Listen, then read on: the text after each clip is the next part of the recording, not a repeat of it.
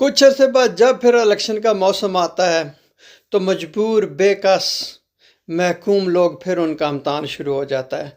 इसी तनाज़र में किसी शायर ने कहा है, हम कैदी चंद घरानों के, हम कैदी चंद घरानों के, इबलीसों के, शैतानों के, गद्दार वतन की मट्टी के, मकार सियासतदानों के, हम कैदी चंद घरानों के।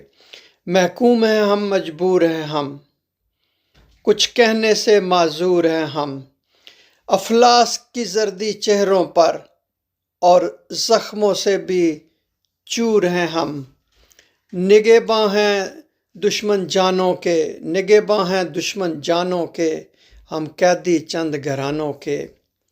मकरूज किया नीलाम किया, हर आन में नाकाम किया, कशकोल थमा कर हाथों में हमें दुनिया में बदनाम किया। खुद मालक तख्त खजानों के, हम कैदी चंद घरानों के। ये लूट के धन ले जाते हैं, ये लूट के धन ले जाते हैं, हम कर्ज का बोझ उठाते हैं। कुछ देर रहें खामोश मगर, कुछ देर रहें खामोश मगर, फिर लूटने पे आ जाते हैं, फिर दोबारा लूटने पे आ जाते हैं। अंदाज नए नए बेईमानों के, हम कैदी चंद घरानों के।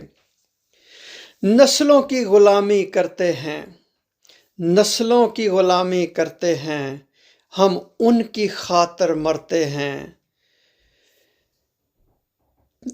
नस्लों की गुलामी करते हैं, हम उनकी खातर मरते हैं। पैरों में गर्ज की जंजीरें, आज़ाद फ़ज़ा से डरते हैं।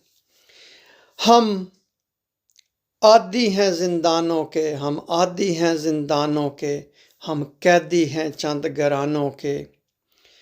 तो जो भी महकूम और बेबस लोग जब तक वो जंजीरें तोड़ेंगे नहीं, वो आज़ाद नहीं हो सकेंगे। यही लोग दोबारा घूम फिर के, कभी बाप आपकी आपके पे हुकूमत करता है, कभी बेटा आप पे हुकूमत करता है, कभी भाई, कभी चाचा, उन्हीं ख़ानदानों में से आपके ऊपर बस चेहरे बदल बदल के आ जाते हैं। बहुत शुक्रिया ये वीडियो देखने का।